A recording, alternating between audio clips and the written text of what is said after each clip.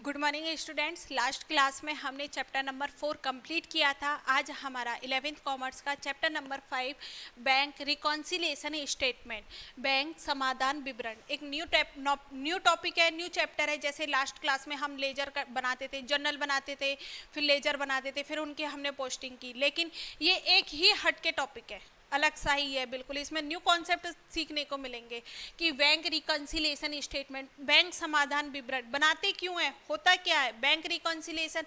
Reconciliation मतलब समाधान, किसी अगर हमें कोई चीज़ परेशान कर रही है तो उस चीज़ का समाधान, कि ये चीज़ हुई तो क्यों हुई, इसका समाधान क्या है। तो मतलब समाधान तो समझ में आया कि उसका हल निकालना, कोई चीज़ गलती हुई है या फिर कोई प्रॉब्लम है, उसका हम हल ढूंढते हैं, वो तो समाधान। लेकिन किससे रिलेटेड, बैंक से रिलेटेड। बैंक से रिलेटेड कोई भी प्रॉब्लम होती है तो हम उसका क्या देखेंगे, रिकॉन्सिलिएशन देखेंगे, समाधान देखेंगे। अच्छा ये होता क्या है, क्यों बनाते हैं। तो सबसे पहले हम बात करें तो हमने कैश बुक बनाई थी। कैश बुक के हमने पार्ट्स पढ़े थे, single column cash book, second column cash book and triple column cash book. आपके सिलेबस में नहीं था। हमने कौन सी कैश बुक बनाई, डबल कॉलम कैश बुक का परफॉर्मा अगर हम याद करें तो डबल कॉलम कैश बुक में क्या होता था भाई, फर्स्ट कॉलम तो डेट का होता था, सेकंड कॉलम रिसीट का होता था और अमाउंट के 2 कॉलम होते थे और इसमें एक एलएफ का और होता था। ठीक है, साथ में ऐसे ही सेम एक डेट का कॉलम होता था, एक पर्टिकुलर मतलब पेमेंट, इधर रिसीप तो इधर पेमेंट, इधर एलएफ एंड अमाउंट के 2 कॉलम होते थे। जैसे हमने बनाए, यहाँ डेट का समझने पर फोकस करना है इस चैप्टर में। समझ अगर आपको अंडरस्टैंडिंग हो गई तो आपका क्लियर है, बाकी रटने का कोई नहीं है कि मैम हम इसको रट ले और ये हो जाए, बिल्कुल नहीं। अगर आपने रट लिया तो गलत ही हो जाएगा, सही तो होने की कोई चांस नहीं है। तो डेट, डेबिट साइड हम डेट का, सेकंड रिसीट्स, फिर एलएफ का, और डबल कॉलम कैश बुक में 2 अमाउंट के कॉलम होते थे, एक तो कैश का और एक अपन का बैंक का। हो गया। नेक्स्ट फिर से क्रेडिट साइड डेट का, और इधर किसका कॉलम होता था, पेमेंट का। यस, ये होता था पेमेंट। ये कैश बुक हमने चैप्टर नंबर 4 में पढ़ी थी। ठीक है, पेमेंट का, एलएफ का, कैश बुक का और बुक बैंक का। हो गया, ऐसे बनाते थे। मतलब जो ट्रांजैक्शन कैश में होते थे उनको कैश में लिखते थे और जो ट्रांजैक्शन बैंक में होते थे उनको बैंक में लिखते थे। किया था अपन ने, यस मैम हमने किया था। ये हो गया हमारा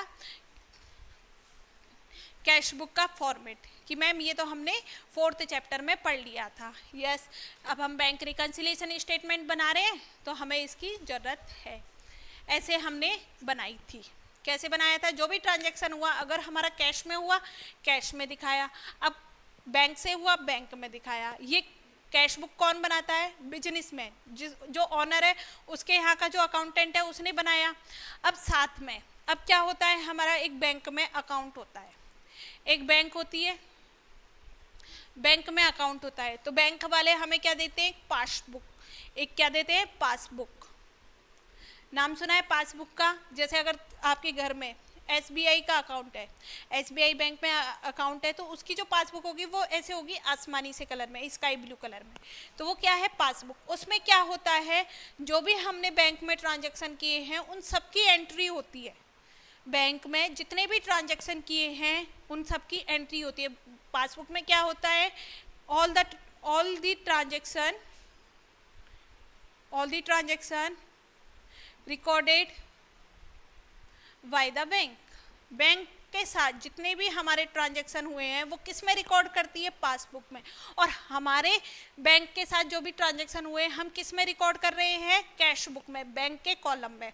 तो पासबुक में रिकॉर्ड किया। पासबुक का दूसरा नाम स्टेटमेंट भी हो सकता है, स्टेटमेंट ऑफ बैंक। कभी कभी हमारी पासबुक नहीं मिल रही होती घर पे, हम बैंक में चले जाते हैं कि भैया आप तो हमारा स्टेटमेंट निकाल दो, तो वो आपको 1 महीने की, 15 दिन की एक पन्ना सा निकाल के दे देगा, उसमें आपके ट्रांजैक्शन रिकॉर्ड होंगे। ठीक है, तो 2 चीज़ हो गई, हमारे यहाँ पे कैश बुक हो गई, उनके पास पासबुक हो गई। तो बैंक रिकॉन्सिलिएशन स्टेटमेंट क्या है, समाधान किसका ढूंढ रहे हैं। कभी कभी हम पासबुक लेके आए, पासबुक आई हमारे घर पे और हमारी कैश बुक में हमने बैंक का बैलेंस देखा। अब यहाँ पर तो देखा 10,000 आ रहे हैं, हमारे बैंक में 10,000 आ रहे हैं और पासबुक बता रहा है कि भाई हमारा बैंक बैलेंस 9 या फिर हमारा 15,000 है। भाई कैश बुक में बैंक बैलेंस 10,000 बता रहा है और पासबुक में बैंक का बैलेंस 15,000 बता रहा है, तो ये मिसमैच क्यों है, ये इतना डिफरेंस क्यों है? तो उसके लिए हमने क्या बनाएंगे, बैंक समाधान विवरण। कब बनाते हैं? BRS, अपन इसको शॉर्ट में क्या बोलेंगे, कौन सा चैप्टर है हमारा? BRS, bank reconciliation statement. BRS की नीड फॉर BRS की जरूरत क्यों पड़ी? तो क्यों बनती है? जब कैश बुक का बैंक बैलेंस और पासबुक का बैंक बैलेंस टैली नहीं होते हैं, मिलते नहीं है, तो मैं क्या लिख दूंगी, बैंक बैलेंस किस वाला? कैश बुक वाला, bank balance of cash book and, और कौन सा बैंक बैलेंस? पासबुक वाला, बैंक बैलेंस पासबुक वाला डू नॉट टैली मतलब मिलना, दोनों मिलते नहीं हैं। तो उसके लिए हम क्या बना रहे हैं, बैंक रिकॉन्सिलिएशन स्टेटमेंट, कि हमारे कैश बुक में क्या कमियां रह गई हैं, हम इनको पूरा करें। तो ये चीज समझ में आ गई क्या मैम? ये थ्योरी है? यस थ्योरी है। ऐसे बनाओ, या कैश बुक बनाओ, बैंक का लिखो, बैंक हमें क्या देती है? पासबुक में क्या होता है? All the transaction recorded by the bank record करती है सारे ट्रांजैक्शन। इसका दूसरा नाम स्टेटमेंट बैंक भी दिया जा सकता है, स्टेटमेंट ऑफ बैंक। और क्यों बनाते हैं BRS? when bank balance of cash book and bank balance of passbook do not tally, match नहीं करते हैं, मतलब मिसमैच होता है। मिसमैच मतलब मिलते नहीं हैं, मिसमैच इन बोथ बैलेंस, दोनों बैलेंस में क्या होता है? मिसमैच, मिलान नहीं होता है, तब हम क्या बनाते हैं? BRS बनाते हैं। यस मैम, हमें ये समझ में आ गया कि BRS क्यों बनाते हैं। ये आपकी थ्योरी है, कॉपी करना इसको, ठीक है, पहुंच कर लेना और फिर इसको कॉपी कर लेना। फिर कि मैम बनाते कैसे हैं, तो इसके लिए हम बनाते हैं BRS, बैंक रिकॉन्सिलिएशन स्टेटमेंट, ठीक है।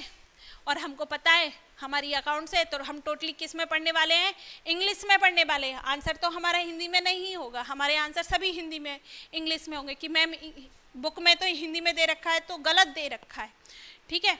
हमारा कौन सा स्टेटमेंट बनाएंगे? आंसर में हमें क्या बनाना पड़ेगा? बैंक रिकॉन्सिलिएशन स्टेटमेंट, ठीक है, ये हमको बनाना पड़ेगा।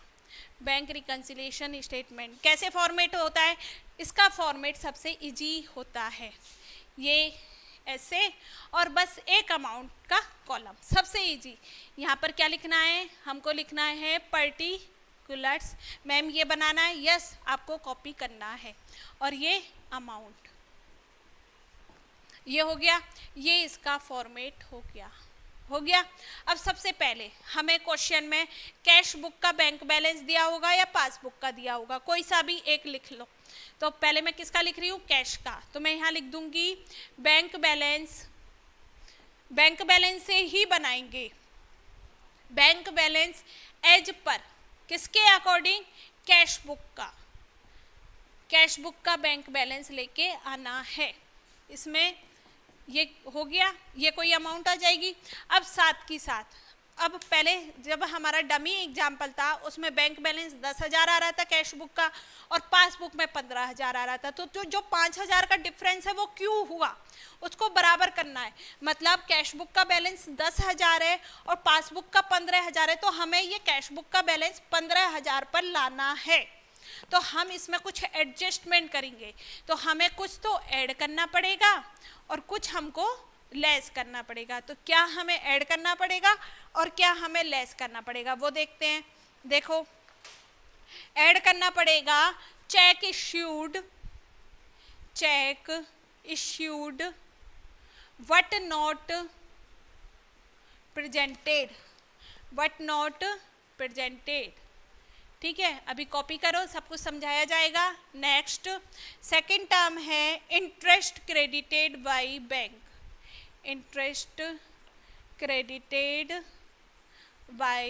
बैंक, ये हो गया। नेक्स्ट, लेस में चेक डिपॉजिटेड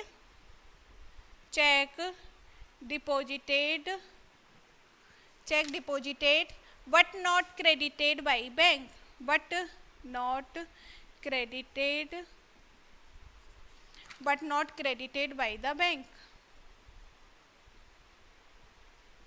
ये हो गया. नेक्स्ट है bank charges not recorded, bank charges not recorded in the cash book. ऐसे कुछ एडजस्टमेंट करने पड़ेंगे जिससे हमें हमारा कैश बैलेंस है, मतलब bank balance of cash book का बैलेंस किसके बराबर हो जाएगा, पासबुक के बराबर. यहाँ पर कितना आ जाएगा, 15,000. कि मैम हमेशा 15,000 10,000 आएगा, नहीं, ये तो मेरा एग्जाम्पल है, कितना भी डिफरेंस हो सकता है, कितना भी अमाउंट हो सकता है. और जो आंसर आएगा वो क्या आएगा, bank balance as per passbook. ठीक है, पासबुक के अकॉर्डिंग बैंक बैलेंस. क्या मैम ये सिर्फ 4 ही ट्रांजैक्शन करने पड़ेंगे, नहीं, हमारे ट्रांजैक्शन और भी हो सकते हैं. मैम आपने ये जो लिखाया है एक बार हमें समझाओ. देखो सबसे पहले हमें कैश बुक का बैलेंस दिया हुआ होगा कि भाई कैश बुक का बैंक बैलेंस इतना है और पासबुक का इतना है, दोनों में डिफरेंस इतना आ रहा है. तो हम क्या करेंगे, दोनों को मिलान करने के लिए कैश बुक का बैलेंस लिख दिया. फिर साथ की साथ अब हम क्या करेंगे, जो ट्रांजैक्शन, अब एक बात मेरी ध्यान से सुनो, आप दिमाग लगाओ. कैश बुक का 10,000 आ रहा है और पासबुक का 15,000 आ रहा है, मतलब कैश बुक कम है, ये मेरी कैश बुक, ये मेरी पासबुक, ऐसे करने हैं दोनों हाथ, ये कैश बुक और ये पासबुक. कैश बुक का बैलेंस कम है, पासबुक का ज़्यादा है. ठीक है, ये कैश बुक, ये पासबुक. तो अब इस कैश बुक को बढ़ा के यहाँ पर लाना है. जब तक आप इन दोनों हाथों से इसकी प्रैक्टिस नहीं करोगे आपका क्वेश्चन सॉल्व नहीं होगा. शर्माने की कोई जरूरत नहीं है, आपको हर एक ट्रांजैक्शन पढ़ना है और ऐसे इनको सबमिट करना है. चलो ठीक है, कैश बुक 10,000, पासबुक 15,000, मतलब हमको कैश को यहाँ तक लेके आना है 15,000 तक. ठीक है, अब उसमें कुछ ऐड किया जाएगा, कुछ लेस किया जाएगा. क्या ऐड लेस किया जाएगा, जो क्वेश्चन में ट्रांजैक्शन दिए होंगे बस ये पहचानना है क्या ऐड होगा और क्या लेस होगा. कि मैम हम तो रट लिए, हमने ये ऐड होगा और ये लेस होगा, नहीं रट, ये तो बस मैंने एग्जाम्पल बताए. 4 ट्रांजैक्शन, तुमको 10 भी दे सकता है, 6 भी दे सकता है, 5 दे सकता है, कितने भी ट्रांजैक्शन दे सकता है, लेकिन आपको समझने की जरूरत है. क्या, cheque issued but not presented. Cheque मतलब चेक हमारा समझ में आया. जैसे भाई मेरा बिजनेस है, मैं ये मानती हूँ मेरा कैश का बैलेंस 10,000 है और पासबुक का 15,000 है, ये 15,000 होना चाहिए था कैश बैलेंस. मैंने क्या किया, एक ग्राहक को एक चेक दिया बट नॉट प्रेजेंटेड, उसने अभी तक बैंक में प्रस्तुत नहीं किया. मैंने पेमेंट के लिए एक कस्टमर को वो दिया था, कस्टमर को क्या, सप्लायर को मैंने एक चेक दिया था 2,000 रुपये का, वो उसने बैंक में नहीं डाला है. मतलब जब मैंने उसको सप्लायर को 2,000 का चेक दिया था तो मैंने कैश बुक में लिख दिया था. पहले मेरे दोनों बराबर थे, जब मैंने कैश बुक में लिखा तो मेरा कैश बुक का बैंक बैलेंस कम हो गया 2,000 से, लेकिन उसने बैंक में डाला ही नहीं तो बैंक का बढ़ा रह गया. तो अब इसको क्या करेंगे, 2,000 को बढ़ा देंगे, तो इसलिए इसको ऐड कर दिया जाएगा. Second, interest credited by bank. Bank भाई मेरे पहले दोनों बराबर थे ये मानते, अब बैंक ने इंटरेस्ट लगाया तो बैंक बढ़ गई और मुझे पता ही नहीं कि भाई उसने क्रेडिट किया, जमा कर दिया, इंटरेस्ट मुझे दिया है और फिर मुझे पता लगा तो मैंने भी बढ़ा दिया, मैंने यहाँ पर इसको ऐड कर दिया. Next, check deposited but not credited by bank. भाई मुझे एक चेक रिसीव हुआ, मैंने तो उसको लिख दिया लेकिन कस्टमर ने रिसीव ही नहीं किया तो मैं उसको लेस कर दूंगी. Bank charges not recorded in the cash book. Bank ने रुपए काट लिए, मुझे पता ही नहीं चला, अब मैं उसको बढ़ा दूंगी, लेस कर दूंगी, तो बैंक चार्ज को लेस कर दिया. ऐसे हमारा आ जाएगा bank balance as per passbook. ये आपके यहाँ कंप्लीट हुए. अब नेक्स्ट क्लास में हम इस पर एक एग्जाम्पल डिस्कस करेंगे जिससे आपको थोड़ी अंडरस्टैंडिंग होगी.